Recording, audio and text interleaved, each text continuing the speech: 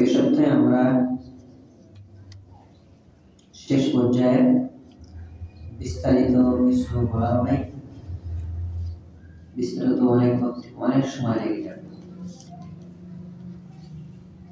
তো আমরা গত সপ্তাহে আলোচনায় ছিলাম যে রাসূল সাল্লাল্লাহু আলাইহি ওয়াসাল্লাম সপ্তম আসমান পর্যন্ত গেছিলেন।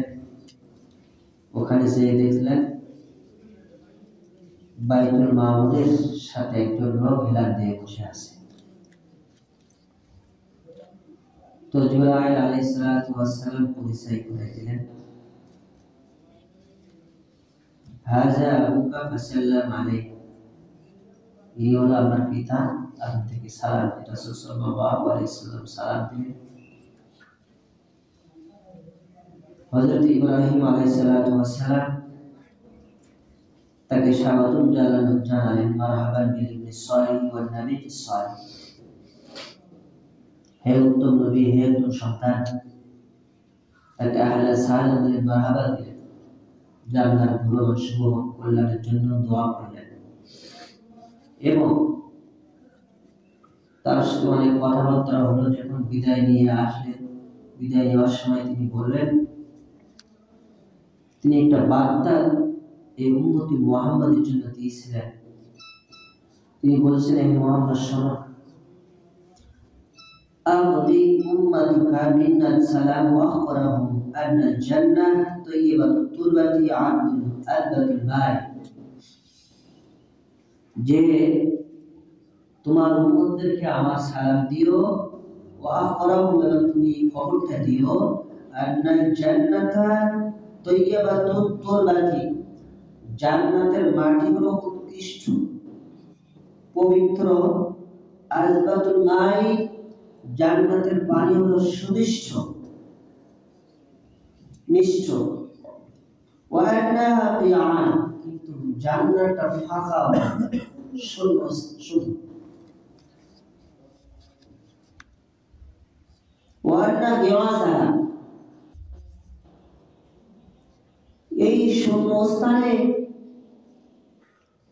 বৃক্ষ রোপণ করতে হবে, এই শূন্য জায়গায় গাছ উৎপন্ন করতে হবে। ওয়াইনা গিয়াসাহা, এটাকে উৎপন্নের সময় উৎপন্ন করার জায়গা, সেটা কি বললেন তিনি? সুবহানাল্লাহ ওয়াল হামদুলিল্লাহ ওয়া লা ইলাহা ইল্লাল্লাহু আল্লাহু আকবার। এই দোয়াটা করলে জান্নাতের ওই ফাঁকা জায়গাটা কি হয়? পূর্ণ হয়ে যায়। অন্য রিওয়ায়াতে আছে, ওয়া গিরাসুল জান্নাতি ক্বালা লা হাওলা ওয়া লা কুওয়াতা ইল্লা বিল্লাহ, যে রাসূল সাল্লাল্লাহু আলাইহি ওয়াসাল্লাম বললেন যে বৃক্ষ রোপণের জায়গা হলো জান্নাত, এখানে তোমার উম্মতকে বৃক্ষ রোপণ করতে বলবেন। রাসূল সাল্লাল্লাহু আলাইহি ওয়াসাল্লাম ওই রিওয়ায়াতে আছে বললেন যে কিভাবে বৃক্ষ রোপণ করা যায়, কিভাবে রোপণ করবে। তো হযরত ইব্রাহিম আলাইহিস সালাম বললেন, ক্বালা লা হাওলা ওয়া লা কুওয়াতা ইল্লা বিল্লাহ, লা হাওলা ওয়া লা কুওয়াতা ইল্লা বিল্লাহ, বেশি বড় এটা গুনাহ থেকে বাঁচা, আর আল্লাহ রাব্বুল আলামিন এর তৌফিক দিয়েছেন, ইবাদতের শক্তি দিয়েছেন, এটা আল্লাহ তাআলার তৌফিক ছাড়াই হয় না। তখন বিদায় নিয়ে তিনি ওখান থেকে চলে আসেন, বাইতুল মামুরকে তিনি দেখালেন। জিবরাইল আলাইহিস সালাম বাইতুল মামুরকে দেখালেন, হাযাল বাইতুল মামুর ইউসাল্লা ফীহি কুল্লা ইয়াউমিন ৭০,০০০ মালাক। বাইতুল মামুর, এটা হলো বাইতুল মামুর। এই বাইতুল মামুরে প্রতিদিন ৭০,০০০ ফেরেশতা নামাজ পড়ে। সুবহানাল্লাহ। ওয়া ৭০,০০০ ৭০,০০০ মালাক, ৭০,০০০ ইদা খরাজু লাম ইয়াউদু ইলাইহি, একবার প্রবেশ করে যখন বের হয়, ইয়াউদু লাম ইয়াউদু ইলাইহি, দ্বিতীয়বার আর প্রবেশ করতে পারে না। আল্লাহ আলাইহি, এটাই প্রথম প্রবেশ এবং শেষ। কিয়ামত পর্যন্ত এই ৭০,০০০ ফেরেশতা আর দ্বিতীয়বার এই মসজিদের ভিতরে ঢোকার প্রবেশ করার সুযোগ পাবে। সুবহানাল্লাহ। এবার এখান থেকে চিন্তা করেন কত ফেরেশতা আল্লাহ রাব্বুল আলামিন তৈরি করেছেন, কত কোটি কোটি ফেরেশতা আল্লাহ রাব্বুল আলামিন তৈরি করেছেন। বাইতুল মামুরে তওয়াফ করে ওই ঘরে নামাজ পড়েন, একসাথে কয়জন? 70,000 70,000 70,000 ফেরেশতা কি করে একসাথে সেখানে ইনশাআল্লাহ নামাজ পড়ে ইবাদত করতে পারে। একবার বাইরে হলে দ্বিতীয়বার প্রবেশ করার আর কি পায় না, সুযোগ পায় না। সুযোগ পায় না। এরকম এই বাইতুল মামুরটা কাবার বরাবর, কাবার বাইতুল্লাহ বরাবর হলো, একবার সোজাসুজি হলো বাইতুল মামুর। আর এখানে হেলাতে বসেছে কে? হযরত ইব্রাহিম আলাইহিস সালাতু ওয়াস সালাম। হযরত ইব্রাহিম আলাইহিস সালাতু ওয়াস সালাম কাবা ঘরের নির্মাতা, তিনি কাবা ঘর নির্মাণ করেছিলেন। প্রত্যেক আসমানে এমন একটা ঘর আছে, এই ঘরে প্রত্যেক আসমানবাসী যারা আছেন ফেরেশতারা এই ঘরে তারা কি করে? নামাজ ইবাদত করে। এরপর রাসূল সাল্লাল্লাহু আলাইহি সাল্লাম বাইতুল মামুর দেখার পরে তিনি সামনে অগ্রসর হলেন।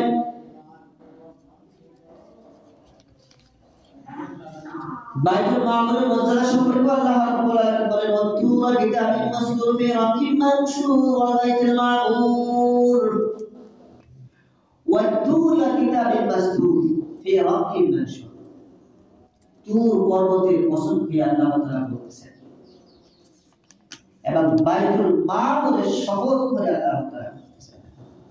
এর দ্বারা বোঝা যায়, এর দ্বারা বোঝা যায় বাইতুল মামুরের একটা অনন্য ফজিলত আছে, মর্যাদার ফজিলত আছে। না হলে আল্লাহ রাব্বুল আলামিন বাইতুল মামুরের কসম খেয়ে কথা বলতেন। তো রাসূল সাল্লাল্লাহু আলাইহি ওয়াসাল্লাম সামনে অগ্রসর হলেন। যাইতে সিদরাতুল মুনতাহায় তিনি পৌঁছলেন। ওয়ালাকাদ রাআহু নাজলাতান উখরা ইনদা সিদরাতুল মুনতাহা ইনদাহা জান্নাতুল মাওয়া। রাসূল সাল্লাল্লাহু আলাইহি ওয়াসাল্লাম হযরত ইব্রাহিম আলাইহিস সালাতু ওয়াস সালামকে সিদরাতুল মুনতাহায় অবশ্যই তিনি সবকে তার আসল আকৃতিতে দেখছিলেন। তিনি আরো একবার দেখছিলেন, এটা বোঝায় তিনি আরো একবার দেখছিলেন। ইনদাহা জান্নাতুল মাওয়া, জান্নাতের বসবাসের নিকটবর্তী স্থানে রাসূল সাল্লাল্লাহু আলাইহি সাল্লাম জিবরাইলকে আরো একবার দেখছেন। রাসূল সাল্লাল্লাহু আলাইহি সাল্লাম জান্নাতের বিভিন্ন স্থান ঘুরে ঘুরে তাকে দেখানো। রাসূল সাল্লাল্লাহু আলাইহি সাল্লামের জন্য যে জান্নাত বরাদ্দ সেটাও তিনি দেখছিলেন। বিভিন্ন জান্নাতের দৃশ্য তিনি দেখছিলেন। তিনি কলমের আওয়াজ পাইছিলেন, বিলাল রাদিয়াল্লাহু তাআলার পায়ের আওয়াজ সহ বিভিন্ন কিছু তিনি অনেক নহর নদী নালা এখান থেকে তিনি দেখছেন। তো বিস্তারিত বলার সুযোগ নেই, সময় নেই। রাসূল সাল্লাল্লাহু আলাইহি ওয়াসাল্লাম এখান থেকে আরো সামনে অগ্রসর হলেন। যাইতে যাইতে হযরত জিবরাইল আলাইহিস সালাম এখান থেকে ক্ষান্ত হয়ে সামনে গেলেন না বলে আপনি যান। রাসূল সাল্লাল্লাহু আলাইহি ওয়াসাল্লাম যাইতেছে, দেখলেন একজন ভয়াল আকৃতি বিশিষ্ট লোক, সুঠাম দেহমূর্তি, অনেক বড়। তিনি কিছুটা ভীত হয়ে তিনি সালাম দিলেন। তো তিনি একটা কাজে ব্যস্ত, তার হাতে আছে একটা নুনের ফলক, তার ডান পাশে আছে বিরাট বড় একটা গাছ। তিনি এত কাজে মশগুল, একবার ওই নুনের ফলকের দিকে পাত্রের দিকে তাকাচ্ছেন আর একবার ওই গাছের পাতার দিকে তাকাচ্ছেন। সালাম দিলেন, সালামের উত্তর দিলেন, মাথা নাড়ায় কিছুক্ষণ পর তাকায় দেখলেন। তিনি হুজুর পাক সাল্লাল্লাহু আলাইহি সাল্লামকে মারহাবা জানালেন, স্বাগত জানালেন। রাসূল সাল্লাল্লাহু আলাইহি সাল্লাম খুব সুন্দর আচরণ, আল্লাহর সুন্দর আচরণ থেকে দিয়ে তার ভয়টা কেটে গেল। তিনি আজরাইলকে, তিনি হলো আজরাইল আলাইহিস সালাম, আজরাইলকে জিজ্ঞাসা করলেন যে আপনি কিভাবে জান রূপ ফোকাস করেন একসাথে, এত রূপ কিভাবে ফোকাস করেন? তো আজরাইল আলাইহিস সালাম বললেন যে আমার সামনে যে দুটো ফলক দেখতেছেন, এই ফলকের ভেতরে সমস্ত দুনিয়ার সমস্ত মাখলুকের নাম ঠিকানা লেখা আছে। আর এই বিরাট বড় গাছ দেখতেছেন, এই গাছের পাতায় প্রত্যেকটা মাখলুকের নাম ঠিকানা লেখা আছে। যখন কোনো বান্দার মৃত্যুর পরোয়ানা এসে যায়, মৃত্যুর সময় ধরে আসে, তখন এই গাছের পাতা হলুদ বর্ণ পায় গাছের পাতাটা কি হয়ে যায়? হলুদ বর্ণ হয়ে যায়। যখন এই গাছের পাতা হলুদ বর্ণ হয়ে শুকায়, যখন এটা ঝরে যায়, তখন ওই ব্যক্তি জান কবজ করা হয় এবং ওই নাম ঠিকানা যদি ফলকের ভেতরে আসে, এটা কি হয়ে যায়? মুছে দেওয়া হয়। ইয়া রাসূলুল্লাহ হাবিবাল্লাহ, আপনার সামনে যে একটা প্লেট থাকে বা একটা থালা থাকে, এই থালার ভেতরে যদি অনেকগুলো পিঁপড়া থাকে, তো আপনি এই পিঁপড়াগুলো যে আপনার আয়ত্ত থাকে, আপনি যে কোনো সময় কিন্তু যে পাড়া এসে একসাথে কি করতে পারেন? মারতে পারেন। তো আমাকে যেতে হবে এমন না। এই সিদ্ধান্তের মূল দায়িত্ব হলো আজরাইল আলাইহিস সালাতু ওয়াস সালাম, ইনার অধীনে অসংখ্য ফেরেশতারা কাজ করে। তারা যে কি করেন? জান কবজ নিয়ে আসে।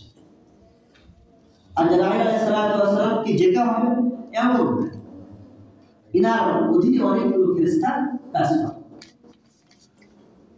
তারপরে বললেন যে আজরাইল, আপনি জান কবজ করেন, তো মানুষের কষ্ট হয় না। তো একটা ঘটনা শুনেন কেমন কষ্ট হয়। নবী আলাইহিস সালাতু ওয়াস সালামের মধ্যে একজন নবীর নাম হলো ইদ্রিস আলাইহিস সালাতু ওয়াস সালাম।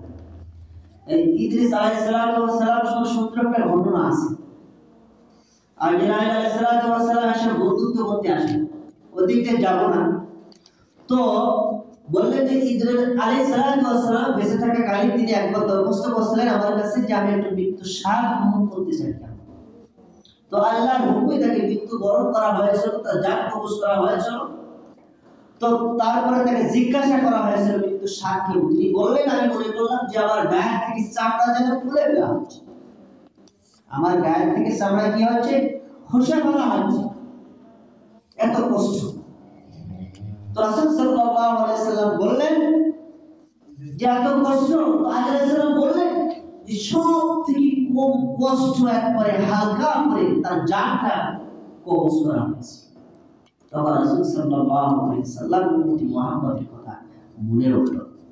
তো আলাইহিস সালাম বললেন, হে নবী, আপনি চিন্তা করবেন না, আপনার উম্মতের মধ্যে যারা নেককার হবে, যারা দিনদার ইমানদার মুত্তাকি পরহেজগার হবে, তাদের জান আল্লাহ রাব্বুল আলামিন আমাদের কবজ করার জন্য এমন ভাবে আদেশ দিয়েছেন যে একজন শিশু যখন মায়ের কোলে দুধ খেতে খেতে ঘুম পড়ে যায়, ঠিক ততটুকু তাদের জান যখন কবজ করা হবে তারা টের পাবে।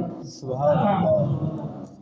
ইয়া আইয়াতুহান নাফসুল মুতমাইন্নাহ ইরজিই ইলা রাব্বিকি রাদিয়াতাম মারদিয়া ফাদখুলি ফি ইবাদি ওয়াদখুলি জান্নাতি।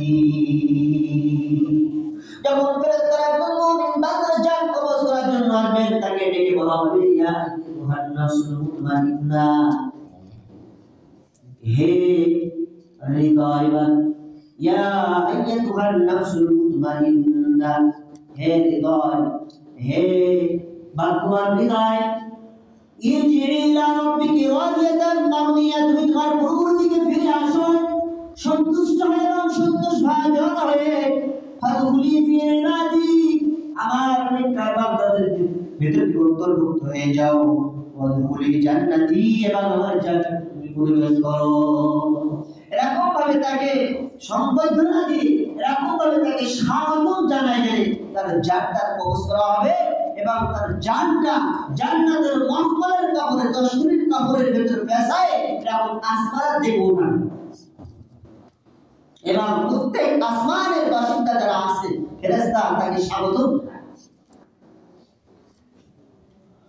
তো এইগুলো শোনার পরে আর অনেক কিছু শুনছিলেন। এগুলো শোনার পরে রাসূল সাল্লাল্লাহু আলাইহি সাল্লাম সামনে অগ্রসর, এমন ভাবে তিনি অগ্রসর হচ্ছেন, একটু পরে একটা চেয়ার আসল সিংহাসন, যেটাকে রফ রফ বলা হয়, মুত্তাকিইনা আলা রুফিন খুদরি ওয়া নওয়ারিন ইহসান ফাবিআইয়ি আলা'i রাব্বিকুমা তুকাযিবান। মুত্তাকিইনা আলা রুফিন খুদরি ওয়া নওয়ারিন ইহসান ফাবিআইয়ি আলা'i রাব্বিকুমা তুকাযিবান। তারা জান্নাতীরা সবুজ সিংহাসন, সবুজ মসনদে এবং উৎকৃষ্ট বিছানায় হেলান দিয়ে তারা হেলান দিয়ে বসে থাকবে। বলতেছে, হে দুনিয়ার মানুষেরা, তোমরা আল্লাহ তাআলার কোন নিয়ামত দিয়ে কোন প্রবোধনকে তোমরা অস্বীকার করো, কোন প্রবোধন তোমরা অস্বীকার করবে? অস্বীকার করার মতন তো কোনো নিয়ামত নাই, কিছুই নাই। সব কিছু আল্লাহ তাআলার দেওয়া নিয়ামত। এই নিয়ামত দিয়ে এই জগৎটা আল্লাহ তাআলা পরিপূর্ণ করে দিয়েছেন, ভরে দিয়েছেন। আপনার 3.5 হাত গদির ভেতর, আমার 3.5 হাত গদির ভেতর আল্লাহ রাব্বুল আলামিন এমন নিয়ামত দিয়েছেন, এই নিয়ামতের তুলনা করা কখনো সম্ভব নাই। এই নিয়ামতের গণনা করা কখনো সম্ভব নাই। শুকরিয়া আদায় করে শেষ করা যাবে না। আল্লাহ রাব্বুল আলামিন দুটি হাত সুস্থ করে দিয়েছেন, দুইটা কান সুস্থ দিয়েছেন, দুইটা চোখ সুস্থ করে দিয়েছেন। যার চোখ অসুস্থ, যার চোখ একটা কান আর চোখ নেই, ওয়ান্ত তার কাছে জিজ্ঞাসা করলে বলবে যে তার চোখই ভুল। যার দুটো চোখ নেই তার দুনিয়া তো কিছু না, তার কাছে দুনিয়া থাকা না থাকে। আমি যে সাহায্য করেছি নিঃশ্বাস প্রশ্বাস, শ্বাস প্রশ্বাস দিচ্ছি, এই যদি একটা বিল আসতো মাসি কারেন্ট চার্জের মতো, কারেন্ট বিলের মতো যদি চার্জ আসতো যে মাঝে 2000 টাকা করে দিতে হবে, তারপর কি দিতে পারতাম বলেন? আমাদের সেই তৌফিক ছিল, সাধ্য নাই। আল্লাহ তাআলার অসংখ্য নিয়ামতকে আল্লাহ তাআলা আমার আপনার উপর বরকত দিয়েছেন, পরিপূর্ণ করে দিয়েছেন। ফাবিআইয়ি আলাই রাব্বিকুমা তুকাযযিবান, কোন কোন নিয়ামতকে তোমরা অস্বীকার করবে, কোন কোন নিয়ামতকে তোমরা অস্বীকার করবে? রাসূল সাল্লাল্লাহু আলাইহি ওয়াসাল্লাম সামনে একটা সিংহাসন আছে, এই সিংহাসনে শুয়ে পড়লেন। এই সিংহাসনটা বুড়াকার থেকে আরো ক্ষিপ্র গতিতে চলতে লাগলেন। যাইতে যাইতে নিস্তব্ধ এলাকা, আর কোনো সারা শব্দ নাই।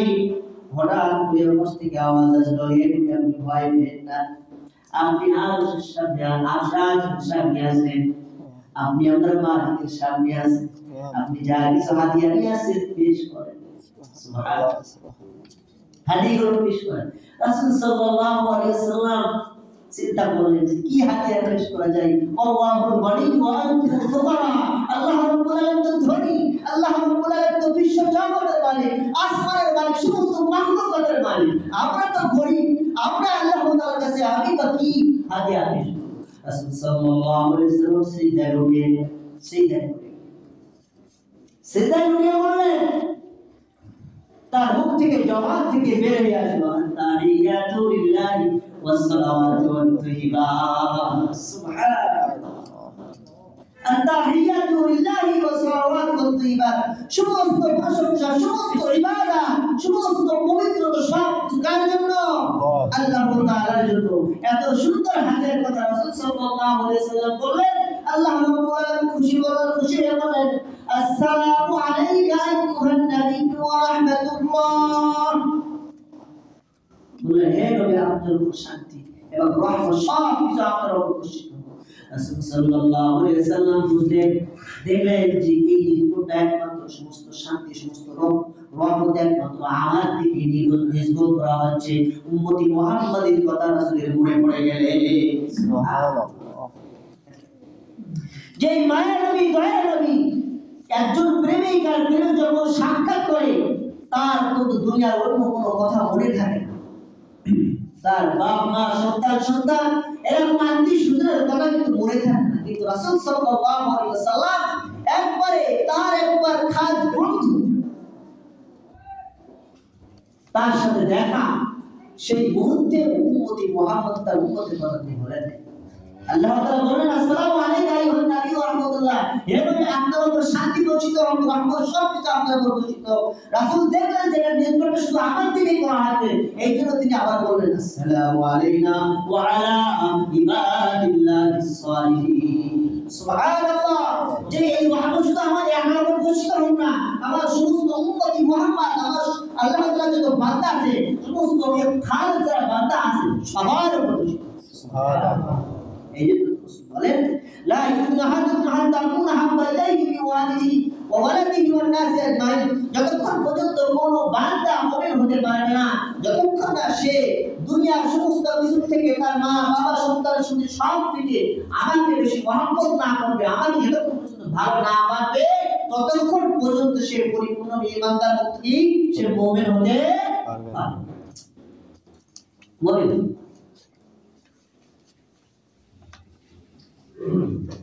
আজকে আমরা রাসূলের ভালোবাসা দেখাই মুখে মুখে, কিন্তু কাজে নেই। কাজে রাসূলের ভালোবাসা নেই, মুখে অনেক মুখের রাসূলের সুন্নাতের দাবি করি, ভালোবাসার দাবি করি, মিছিল মিটিং কত কিছু করি মুখে মুখে, কাজে করবে না। রাসূলের সুন্নাত আজকে আমাদের থেকে দূরে সরে গেছে। আজকে আমাদের ভিতরে বেজাতীয় পশ্চিমা দেশের সুন্নাত, ওদের যে কালচার, ওদের যে আখলাক, সেগুলো আমাদের জন্ম থেকে মৃত্যু পর্যন্ত আজকে আমরা আমাদের ভেতরে, আমাদের 3.5 হাত বোধের ভেতরে আমরা পশ্চিমা বিশ্বের ওই কালচার গুলো আমরা লালন করি। তাদের আখলাক, তাদের যে কালচার, এর উপর আমরা এরকম ভাবে বড় হচ্ছি, মৃত্যু পর্যন্ত তাদের এগুলো লালন করে যাচ্ছি। কিন্তু রাসূলের সুন্নাত আমাদের ভিতরে নাই। রাসূলের সুন্নাত ছিল দাঁড়িয়ে রাখা সুন্নাত আমাদের ভেতর নাই। রাসূলের সুন্নাত ছিল লম্বা জামা গায়ে দেওয়া, এই সুন্নাত আমাদের ভেতর নাই। রাসূলের এরকম অসংখ্য সুন্নাত আমার আপনার ভেতর থাকার দরকার ছিল। শুধু মুখে রাসূলের ভালোবাসা আর মুখে রাসূলের মহব্বত, এটা সুন্নাতের দাবিদার হওয়া যাবে না, রাসূলের ভালোবাসার দাবিদার হওয়া যাবে না। লা ইউমিনু আহাদুকুম হাত্তা আকুনা আহাব্বা ইলাইহি, এই হাদিসের মাথা হাতে চিন্তা আর ফিকির করলে রাসূলকে পরিপূর্ণভাবে ভালোবাসতে হবে, ভালোবাসার মতো ভালোবাসতে হবে। দুনিয়ার সব কিছু থেকে রাসূল সাল্লাল্লাহু আলাইহি ওয়াসাল্লাম যেভাবে সমাজ চালাতে বলছেন সেইভাবে আমাকে আপনাকে সমাজে চলতে হবে। যেভাবে মসজিদে আসতে বলছেন সেভাবে মসজিদে আসতে হবে, যেভাবে মসজিদ থেকে বের হতে বলছেন সেভাবে বের হতে হবে, যেভাবে খানা খেতে বলছেন সেভাবেই খানা খেতে হবে। খানা খাওয়ার সুন্নাত আছে, বাথরুমে যাওয়ার সুন্নাত আছে, ইস্তেঞ্জা যাওয়ার সুন্নাত আছে, বাজারে যাওয়ার সুন্নাত আছে, প্রতিটা পদে পদে রাসূলের সুন্নাত আছে। কয়টা সুন্নাত আমি আপনি মানছি বলেন তো? নেই। লা ইউমিনু আহাদুকুম হাত্তা আকুনা আহাব্বা ইলাইহি মিন ওয়ালিদিহি ওয়া ওয়ালাদিহি ওয়ান নাসি আজমাইন। মুখে দাবি করলে হবে না, কাজে পরিণত করতে হবে। ইমানের যে 3টা অংশ আছে পরিপূর্ণ ইমানের পরিপূর্ণ ইমানের কয়টা? 3টা। মুখে স্বীকার করা, দিলে বিশ্বাস করা, আর আমলে পরিণত করা। আপনি যখন আমি মুখে স্বীকার করলাম, দিলেও করা, বিশ্বাস করলাম, কিন্তু আমলে পরিণত করলাম না, হইল এই জন্য আমলে পরিপূর্ণতা আনতে হবে। রাসূল সাল্লাল্লাহু আলাইহি ওয়াসাল্লাম আল্লাহ তাআলার সাথে কথোপকথন করতেছেন। আল্লাহ রাব্বুল আলামিন তাকে হাদিয়া দিলেন, 1 নম্বর বড় হাদিয়া হলো নামাজ দিলেন। 50 ওয়াক্ত নামাজ। কত নামাজ? 50 ওয়াক্ত নামাজ আল্লাহ রাব্বুল আলামিন তাকে দিলেন। 50 ওয়াক্ত নামাজ দিলেন। সূরা বাকারার শেষ 2টি আয়াত আল্লাহ রাব্বুল আলামিন হাদিয়া স্বরূপ দিলেন। আর যারা মুশরিক, যারা মুশরিক, আল্লাহ তাআলার সাথে যারা শিরক করবে না, এদেরকে আল্লাহ তাআলা খবর ঘোষণা করলেন। এই 3টি পুরস্কার আল্লাহ রাব্বুল আলামিন দিলেন। আর কিছু পুরস্কার দিলেন।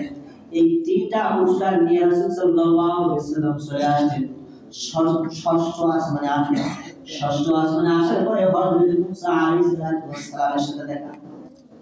মুসা আলাইহিস সালাম বললেন, হে নবী, আপনি কি নিয়ে আসছেন?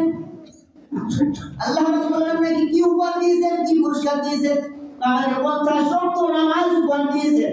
কয়টা? 50 ওয়াক্ত নামাজ। বললেন এই 50 নামাজ আপনি কিভাবে পড়বেন? আপনি জানেন যে আবার সহজ করে আসে। রাসূল সাল্লাল্লাহু আলাইহি ওয়াসাল্লাম মুসা আলাইহিস কথা শুনে আবার চলে গেলেন আল্লাহ যে বললেন, রব খাফফ আলা উম্মতি, হে আমার প্রভু, আমার মালিক, আমার উম্মতের জন্য আর সহজ করে দেন। আল্লাহ রাব্বুল আলামিন 5 ওয়াক্ত নামাজ কমায় দিলেন। থাকলো কয়তো? 45 ওয়াক্ত। আবার তিনি আসেন, আবার মুসা আলাইহিস সালামের সাথে দেখা। এইভাবে 5 9 45 9 বার গেলেন। কয়বার গেলেন? 9 বার। 5 বার করে 9 বার গেলেন। তো কয়ত কমলো? 45 ওয়াক্ত কমলো। থাকলো কয়ত? 5 ওয়াক্ত। শেষবার আবার বলতেছে যে আবার যাক যে কি করেন কমাইয়া। তিনি বলেন, ইন্নী আস্তাহি মির রাব্বি মিন কামা জিলান, আমি আমার পূর্বর কাছে যেতে আমি ধরে কতবার চেক করতে, ওয়ালাকিন্নী আরদা ওয়া মুসাল্লামু, আমি এটা মেনে নিলাম, বলে সন্তুষ্ট হলাম, এই বিধান আমি মেনে নিলাম। আমি আর যেতে পারবো না, বারবার ফিরে যেতে পারবো না। এই 5 ওয়াক্ত আমি মেনে নিলাম, আমি আর বারবার ফিরে যাব না। তিনি আর ফিরে গেলেন, কারণ মুসা আলাইহিস সালাম জানতেন যে বনি ইসরাইল তো নবী ছিলেন। মুসা আলাইহিস সালাম ওদের উপর 2 ওয়াক্ত নামাজ ছিল। কয় ওয়াক্ত নামাজ? 2 ওয়াক্ত নামাজ। সেই 2 ওয়াক্ত নামাজ তারা পড়েনি। আর 5 ওয়াক্ত নামাজ, 50 ওয়াক্ত নামাজ কি হবে? এই জন্য তিনি বারবার অনুরোধ করে শেষ পর্যন্ত কয় ওয়াক্ত হলো? 5। এই 5 ওয়াক্ত নামাজ নিয়ে তিনি চলে আসলেন। গায়েব থেকে আওয়াজ আসলো। কি আওয়াজ আসলো? গায়েব থেকে আওয়াজ হলো, قد أمضيت فريضتي وخففت عن عبادي وأجزي بالحسنة عشر أمثالها। যে আমি আমার বিধান, আল্লাহ তাআলা বলতেছেন আমি আমার বিধানকে পরিবর্তন করেছি, পরিবর্তন করে কয়েকটা দিয়েছি, 5 ওয়াক্ত দিয়েছি। وخففت عن عبادي, আমার বান্দার জন্য আমি সহজ করে দিয়েছি। ওয়াজিবিল হাসানা আশরাফ সালিহা, যারা এগুলো করবে তাদের জন্য আমি 10 গুণ বাড়ায় দেব। সুবহানাল্লাহ। এখন 10 গুণ যদি বাড়ায় দেয় তো 5 ওয়াক্ত নামাজে 10 গুণ বাড়ায় দিলে কত হয়ে যায়? 50 ওয়াক্ত হয়ে যায়। যদি কোনো উম্মতি মুহাম্মাদি 5 ওয়াক্ত দৈনন্দিন নামাজ পড়ে তো ওই যে 50 ওয়াক্ত নামাজের সওয়াব তার আমল হবে না। সুবহানাল্লাহ। ওয়াজিবিল হাসানাতি আশরাফ, আল্লাহ রাব্বুল আলামিন 50 ওয়াক্ত নামাজ সওয়াব তার আমলনামায় কি করবে? দিয়ে দিবে। এরপরে আরো দুটি সূরাতুল বাকারা শেষ দুটি আয়াত, ওয়া উতিতু হাউলাইল আয়া মিন আখির সূরাতুল বাকারা মিন কানজি তাহতাল আরশি লাম ইউতাহু আহাদুন ক্বাবলি ওয়ালা ইউতা আহাদুন বাদি। সূরাতুল বাকারা সেই দুটি আয়াত আল্লাহ রাব্বুল আলামিন উপহার দিলেন উম্মতি মুহাম্মাদের জন্য। বলছে যেটা হলো আরশের নিচে আয়াত দুটি ছিল, আল্লাহ রাব্বুল আলামিন উম্মতি মুহাম্মাদের রাসূল বলতেছেন লাম ইউতাহু আহাদুন, এটা ক্বাবলি আমার কাউকে দেওয়া হয় না, উম্মতদেরকে দেওয়া হয় না, কোন নবীদেরকে দেওয়া হয় নাই, ওয়ালা ইউতা আহাদুন বাদি, আর আমার পরে আর কাউকে দেওয়া হবে না। ওই মুত্তার রাসূল বলেন যদি কোনো ব্যক্তি সূরা বাকারা শেষ দুটি আয়াত রাতে ঘুমানোর সময় পড়ে তবে তার সমস্ত রাত তার জন্য যথেষ্ট হয়ে যাবে। তাফসীরে গেলে আছে হয়তো তার তাহাজ্জুদ নামাজের জন্য যথেষ্ট হয়ে যাবে, আবার হচ্ছে তার জন্য শয়তান থেকে সে হেফাজত থাকবে, আবার হচ্ছে সমস্ত বালা মুসিবত বিপদ থেকে সে রাত্রে হেফাজত থাকবে। সুবহানাল্লাহ।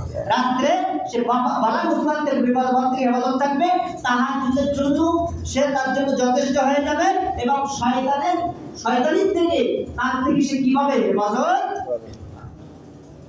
সূরা বাকারার শেষ দুটি আয়াত, আমানা রাসূল বিমা উনজিলা ইলাইহি মির রাব্বিহি ওয়াল মুমিনুন কুল্লুনা আমানা বিল্লাহি ওয়া মালাইকাতিহি ওয়া কুতুবিহি ওয়া রাসূলিহি লা নুফাররিকু বাইনা আহাদিন মির রাসূলিহি ওয়া ক্বালু সামি'না ওয়া আতা'না ghufranaka রাব্বানা ওয়া ইলাইকাল মাসীর।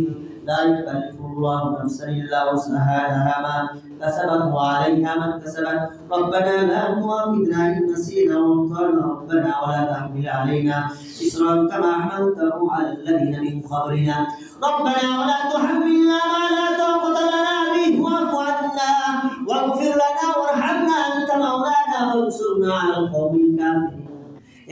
আল্লাহ রাব্বুল আলামিন উম্মতি মুহাম্মাদের জন্য হুকুম দিলেন, আয়াত অর্থ বলার সুযোগ নাই। এই আয়াত সম্পর্কে আরেকটা হাদিস রাসূল সাল্লাল্লাহু আলাইহি ওয়াসাল্লাম বলেন, ইন্নাল্লাহা কাতাবা কিতাবান ক্বাবলা আন ইয়াখলুকাস সামাওয়াতি ওয়াল আরদা বিআলফি আমিন আনজালা মিনহু আয়াতাইন খাতামা বিহিমা সূরাতুল বাকারা ওয়া লা কুরআন ফি দারিস সালাসা লায়ালিন ফায়াদরুহা শাইতানুন। বলতেছে আসমান জমিন নাযিল করা, আসমান এবং জমিন সৃষ্টি করার 2000 বছর পূর্বে আল্লাহ রাব্বুল আলামিন একটা কিতাব নাযিল করেছিলেন, কিতাব লিখেছিলেন। এই কিতাবের ভিতরে আয়াত আল্লাহ রাব্বুল আলামিন নাযিল করেছেন কয় হাজার বছর পূর্বে? 2000 বছর পূর্বে আল্লাহ রাব্বুল আলামিন আসমান জমিন 2000 সৃষ্টি করার 2000 বছর পূর্বে একটা কিতাব লিখেছেন। এই কিতাবের নাম সালাবিহু। এই কিতাবের মধ্যে আয়াত খালি নাযিল করেছেন, এই 2 আয়াত নাযিল করেছেন।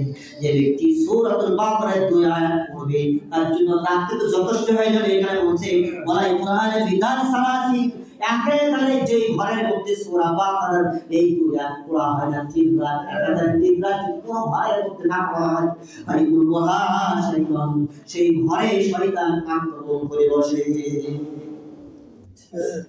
একের হারে যদি 3 রাত কোন ঘরের ভিতরে সূরা বাকারার এই 2 আয়াত তেলাওয়াত না করা হয় তবে ভয়াবহ হয় শয়তান। সেই ঘরে শয়তান কি করে? তার নিকট করতে হয়। এই জন্য সূরা বাকারা সেই 2 আর শেখার দরকার আছে না নাই বলেন তো? অবশ্যই আছে, আমরা শিখে নেব। আর তৃতীয় যে পুরস্কার দিলেন, যারা একমাত্র শিরক করা ব্যতীত দুনিয়া থেকে বিদায় হয়ে গেল ঈমান নিয়ে, আল্লাহ রাব্বুল আলামিন তাদের ক্ষমা করেন। সুবহানাল্লাহ। এই তিনটি পুরস্কার নিয়ে রাসূল সাল্লাল্লাহু আলাইহি ওয়াসাল্লাম আনলে এই সকালবেলায় মক্কার লোকদেরকে ডাকলেন, বলেন আমি মিরাজ করে আছি, সকালে এই দেশে বসি। মক্কার লোকেরা তো কয় কি জানে, একজন প্রশ্ন হলো কোন জায়গায় কি আছে বলেন? বাইতুল মুকাদ্দাস কয়টা দরজা আছে, কয়টা জানালা আছে বলেন? এক প্রশ্ন করলেন। রাসূল সাল্লাল্লাহু আলাইহি সাল্লামকে সরাসরি আল্লাহ রাব্বুল আলামিন কুদরতে বাইতুল মুকাদ্দাসকে দেখানো হলো। রাসূল সাল্লাল্লাহু আলাইহি সাল্লাম গুনে গুনে করে সচক্ষে দেখে যে কয়টা জানালা, কয়টা দরজা, এবং গুনে গেলে সব কিছু। সুবহানাল্লাহ। প্রতিদিন কোথায় কাম আছে সব। তো এর থেকে শিক্ষা হলো, আমরা যে মেরাজ থেকে যে শিক্ষা পেয়েছি, এই শিক্ষা অনুযায়ী আমার জীবনকে পরিচালনা করতে দরকার। নামাজ 2 নম্বর সূরা বাকারার আয়াত 3 নম্বর সাধারণ নামাজ আল্লাহ তাআলা করেছেন। আর অসংখ্য পুরস্কার আল্লাহ তাআলা দিয়েছেন, সেটা আর আছে 6 নম্বর একটা বাস্তবায়নের একটা পুরস্কার আছে, সেটা 14 দফা। তো এরকম আরো পুরস্কার এরকম আছে। এটার দ্বারা আল্লাহ রাব্বুল আলামিন প্রমাণ করেছেন যে আনেওয়ালা যত উম্মত যারা আসবে তারা যেন অবিশ্বাস কেউ না করে, অস্বীকার কেউ না করে, আখিরাতে অস্বীকার না করে। কারণ সর্বপ্রথম আদম আলাইহিস সালাম জান্নাতে ছিলেন, জান্নাতে থেকে সবকিছু দেখছেন, আর সর্বশেষ রাসূল সাল্লাল্লাহু আলাইহি ওয়াসাল্লামের সাথে দেখায় এটা প্রমাণ করতেছিলেন যে জান্নাত এবং জাহান্নাম সবকিছু সত্য, এর মধ্যে কোনো সন্দেহ নাই। অন্য কোনো লোক দ্বারা দেখে নাই, সবাই বিশ্বাস জানাবো সব থেকে বেশি অকল্প বিশ্বাস এমন একজন লোকদের দ্বারা আল্লাহ রাব্বুল আলামিন দেখায় তার সৃষ্টি জগৎকে সত্য পূরণ। এই জন্য আমাকে নাকি বলেন আল্লাহ তাআলা আমাকে আপনাকে